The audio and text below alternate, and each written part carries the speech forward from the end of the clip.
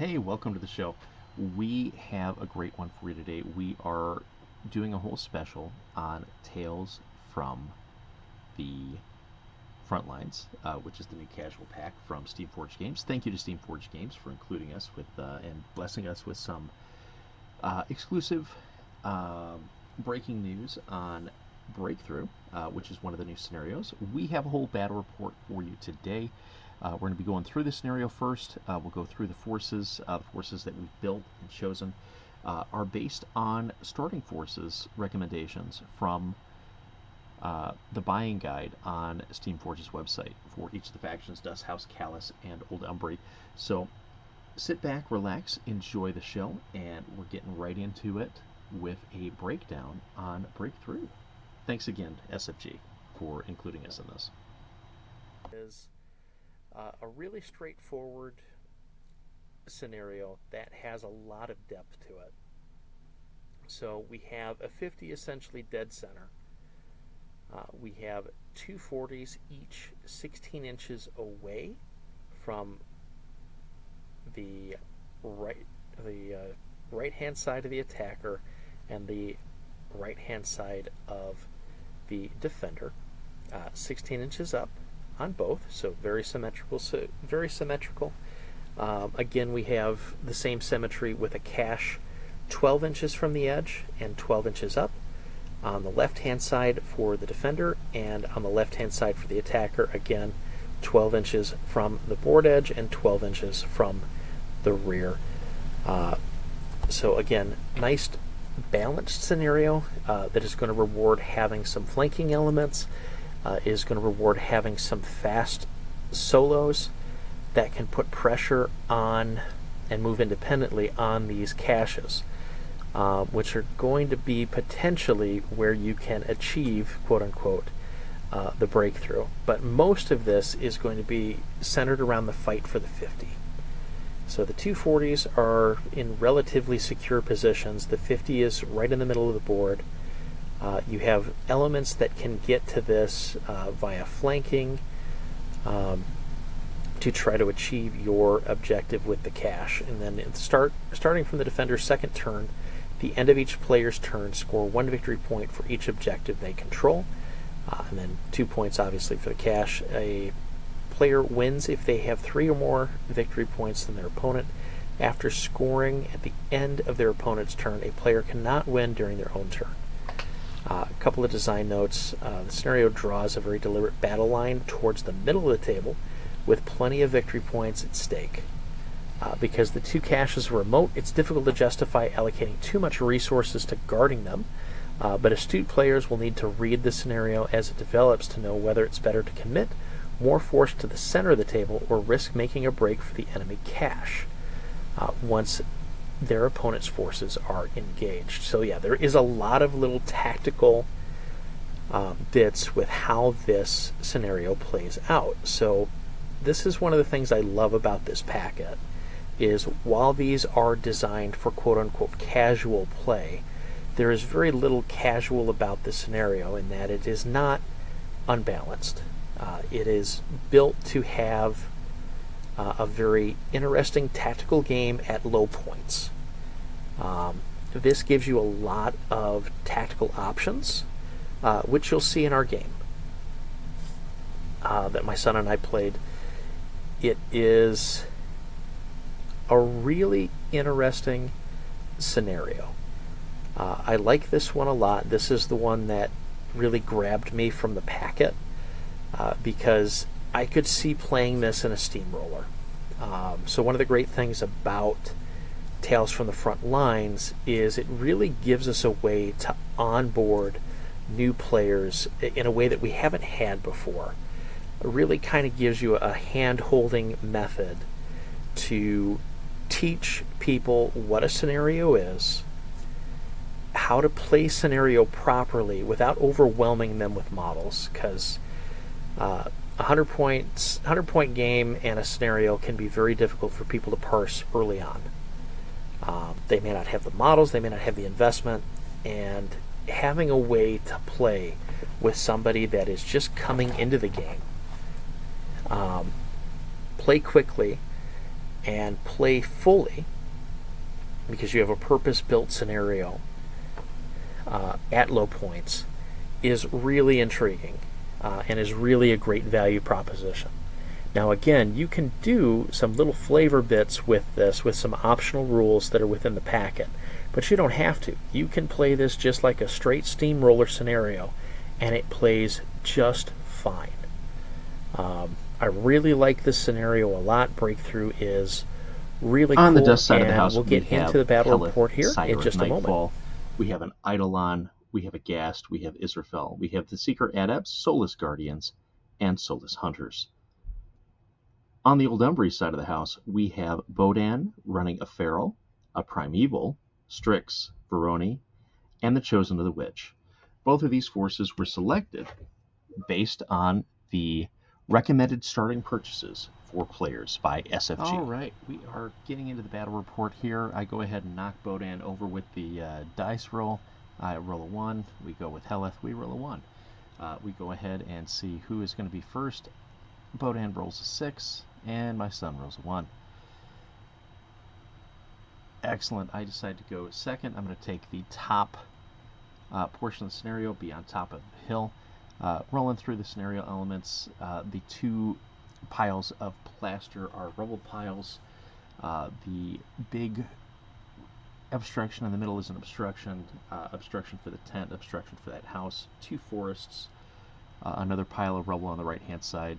A linear obstacle is what that wall is, and then on the far side there is a little pile of difficult terrain. We are playing Breakthrough. He goes ahead, sets up his forces on the right-hand side. I'm doing most of the movement here because he had just gotten done with practice and was very tired, so he was just helping Dad out. All right, so we get the forces aligned. We have the Eidolons in the center. We have Helith also in the center. We have the Soulless Guardians to the left. We have the Hunters on the right. I go ahead and arrange my forces, bringing everything over there. We're going to centralize around the hill. General plan is to take the 40 and hold it with Bodan. Use the forests and Bird's Eye to hide my Primeval and Strix from the guns until it's time to pounce. We'll centralize around the hill with the Chosen to give them just that much more defense and shooting. And we have the Feral on the left-hand side of my line to be generally annoying, utilize the obstruction for some line of sight blocking, and to get to that central 50. Go ahead and kick it off with turn 1. He goes ahead and runs up his units. Hunter goes ahead and runs up his Eidolons. He runs his Hunters over on the left-hand side to take his 40 project threat down the line with the 14-inch gun. Moves the Soulless Guardians up behind that forest to be in position around his cache, and then he moves his Ghast over on that side as well to threaten that line. Helith is just going to go ahead and walk up. She's going to throw out Mirage onto the orange Eidolon. She is going to put her other upkeep onto the Israfel. And then the Seeker Adepts walk up and dump 3 focus into Israfel for muscle memory.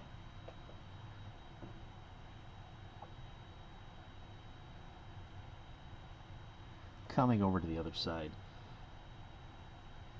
we are grabbing some Fury tokens, because of course we are, because why would we be prepared for anything ever in our lives? But now we get them, and we come back over, and we start putting the Fury onto my forces. Bodan powers up, gets all of his Fury. The Chosen go onto the hill.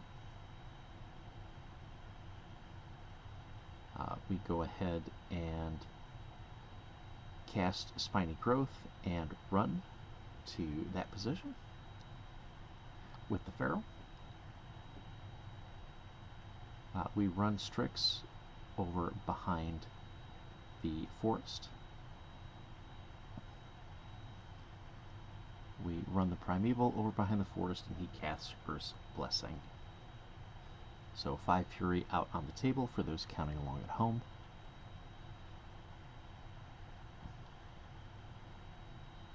We move Veroni over by our cache and within 3 inches of the Primeval, and he hands him a token, or hands him a corpse. We go ahead and put Inviolable Resolves on ourselves. We go ahead and put Earth's Blessing on ourselves. We drop 2 and run to go down to 3. And then we scoop everything over. Jumping back over for turn 2. We're going to go ahead and start mixing it up a bit. We go ahead and power up all the jacks. No allocation.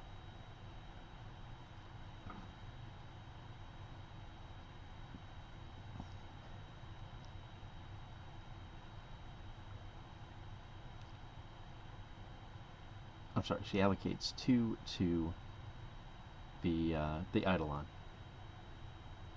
Eidolon is going to walk up, be within 3 of the 50 and within 10 of the Feral. He's going to take a pot shot at the Feral, trying to get the crit smite. Going to boost it. Going to roll. Is going to hit, but does not crit, unfortunately. Dice off 5 here, and does about 8 damage. So real nice roll. The Vortex Cannon unfortunately misses.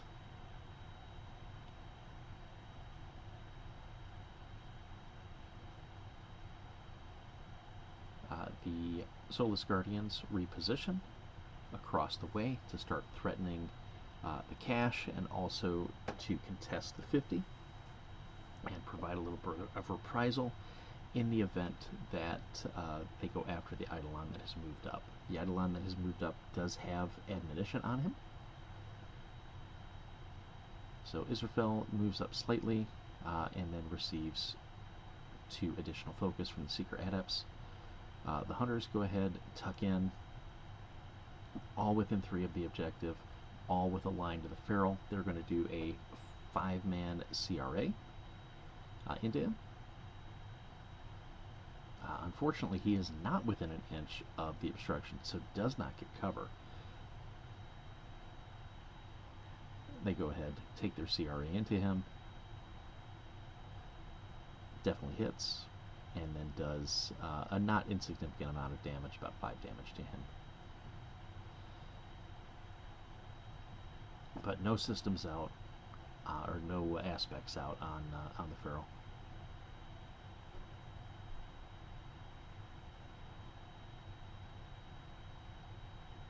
Continuing on, we go ahead and mark down our damage on the board on the other side, just so we remember it.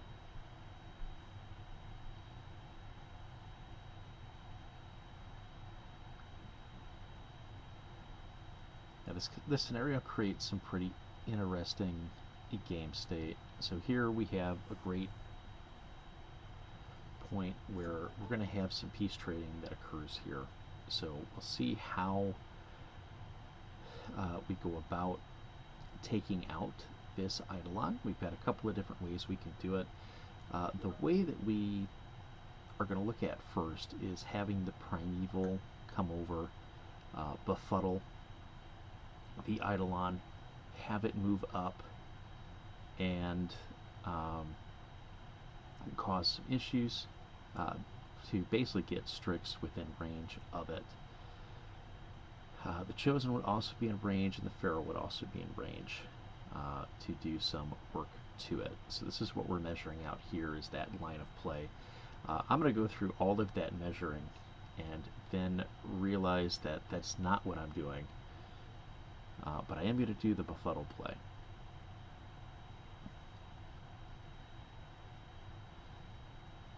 So there will be a befuddle play here, but it is not the one that I initially think.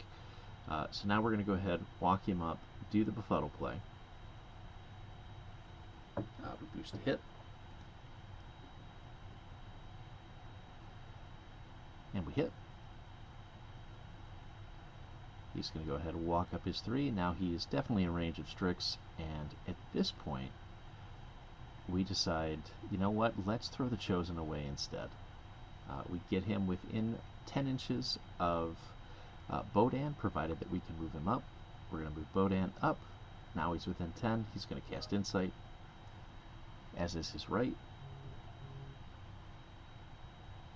We have upkeeped Iron Flesh, or sorry, upkeeped Inviolable Resolve, and we are upkeeping Earth's Blessing. The Chosen are now going to go ahead and attack. They are going to swarm around him, stopping the admonition, as we demonstrate there that there's no admiral play to be had. And they're going to go ahead and just crank damage on this poor Eidolon and wreck him with the 3 hits. No crit decapitation. First one that goes is Dawn. She blinds him, does 13 damage.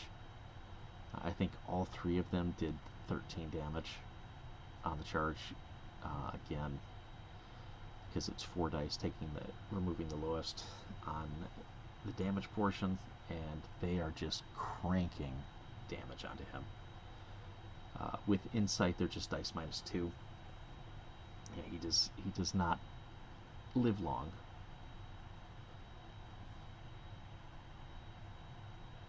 Which is one of the fun things about these smaller scenarios and playing 50-point games, is you can get a lot of work done in a very short amount of time and really see how some trades can go from an efficiency standpoint. Yep, so he is off the table. I am now realizing the stupidity of my choice here, in that I've given up my one unit. So Bodan basically has to live on that 40 for the remainder of the game if I want to score it. We go ahead and move the Feral over to be within 3. He goes ahead and recasts his Animus Spiny Growth. We get Strix up into a little more threatening position for the counterattack that is inevitably coming here, and likely a feat. So over to turn 3. This is going to be a hell of a feat turn. She has to clear the Chosen. She has to clear the Feral. If she does that, she's feeling really good about her overall position. She goes ahead, gets herself into the rubble, feats, or she doesn't feat yet.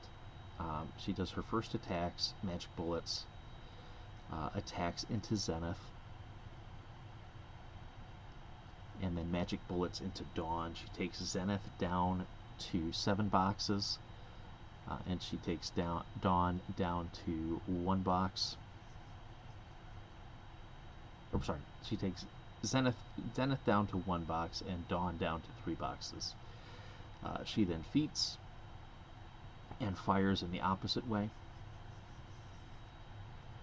shooting Dawn and Magic Bullet and attempting the Magic Bullet into Zenith.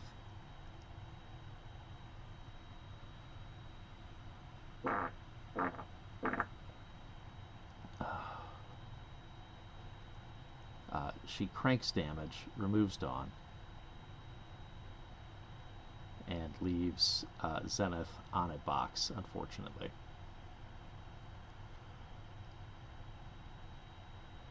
They go ahead, power up twice, and then exorcism Israfel.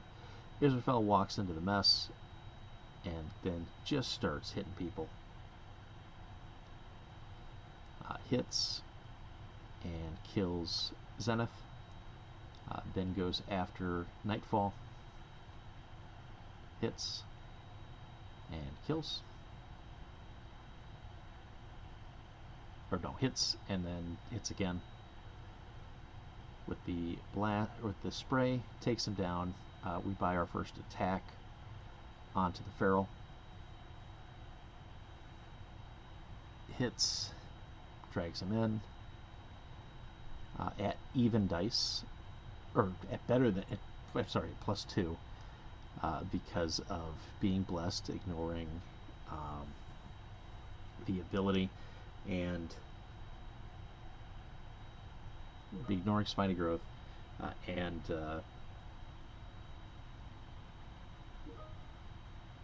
fat, and then he hits and runs.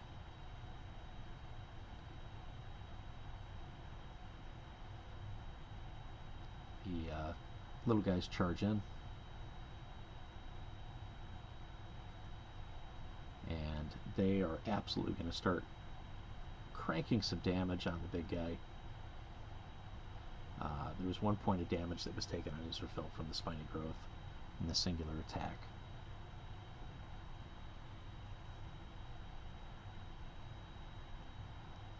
We're marking damage there. It takes all the way down to the final attack, final charge, to remove this feral. But the Soulless Guardians do get the work done on it, which is pretty impressive to see.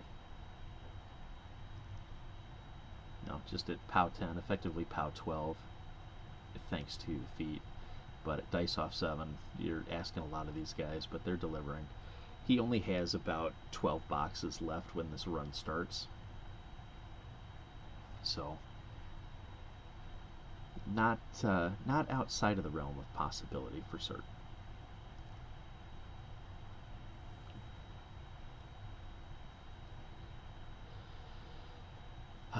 They go ahead and attempt to slam Strix, and unfortunately does miss with the Ghast on Strix. So the I'm in danger is a very real thing right now. Go ahead, get Bodan fueled back up, having arrived from the feral.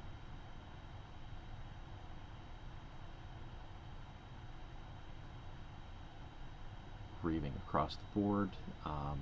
This whole time we've been building up corpses slowly on the Primeval.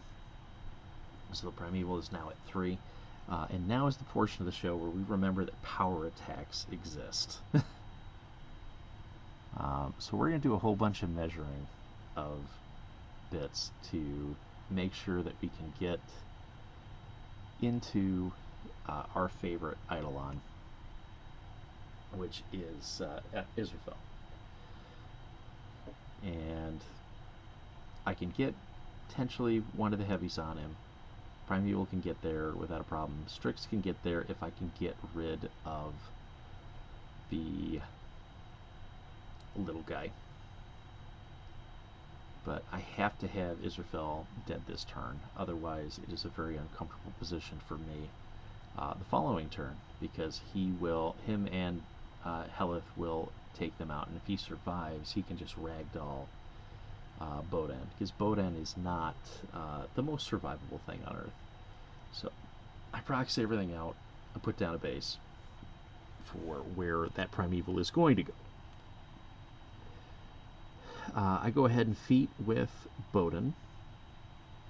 It's kind of a useless feat at this point, being I'm the only infantry left, and we have not placed by him, because at this point I'm thinking about maybe Bodan goes and kills the Ghast, was the initial plan, which would get him over by my 1 remaining infantry. And then I'm like, you know what is more fun? Let's go ahead and attack these infantry. So he charges in, makes some attacks on these infantry guys, does a couple. He's cast Insight. We buy, we kill, we buy, we kill. We boost to kill our last one there. We don't feel great. We're not scoring anything where we're at. We do have 2 on us. But we have dropped Inviolable Resolved, and we have dropped Earth's Blessing. So sitting on 2, not feeling amazing. The Primeval then decides he's going to come over and throw the ghast. The ghast goes 6 inches. It is a spectacular throw. Could not have asked for better. So now everything depends on Strix killing Israfel and hopefully killing these two infantry.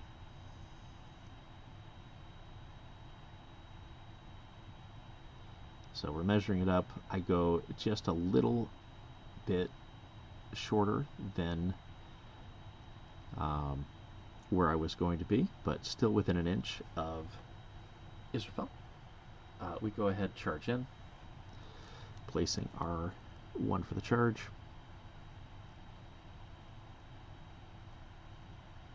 We just absolutely... Oh, we slam him. That's right, this is where we slam. No, we came in and combo smited. We charged combo smite. That's what we did. So we charged combo smite, and he goes 6 inches. So a lot of power attacks. And this one's a star action, but the combo smite here was pretty fun. And then we're going to go ahead and buy 2 attacks on the little guys. Hits, kills, hits, kills. We then use our last Fury to Lightning Strike, and we Lightning Strike to Body Block Bowden and score that objective.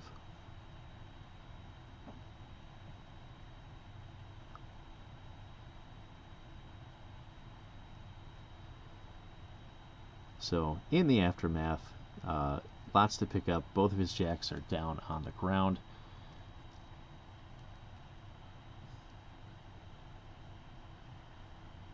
He goes ahead, puts 2 there and throws 2 on the ghast. Or no, he puts 3 on Israfel. The ghast just has the 1. And then she's going to go ahead and take some shots into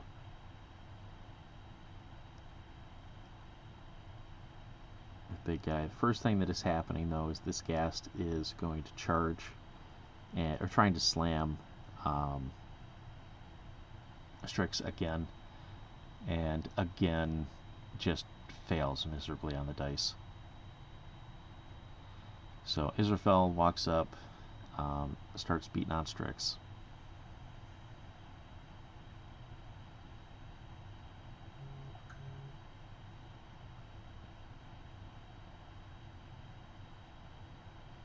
And just flubs the dice. Just not a good roll there at all, damage-wise.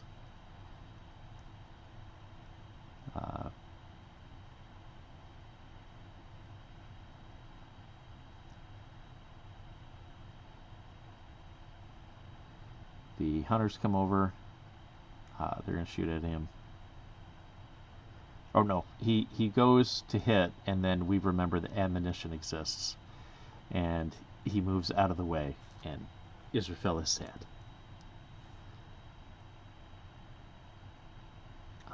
They go to CRA. They do a little bit of damage to him. Although they did that on Bowden. They do 9 to Bowden. Bowden has 2 transfers available. She shoots at Bowden, does a ton of damage. She shoots at Bowden again and is not going to do as much damage. Both of these are going into the Primeval.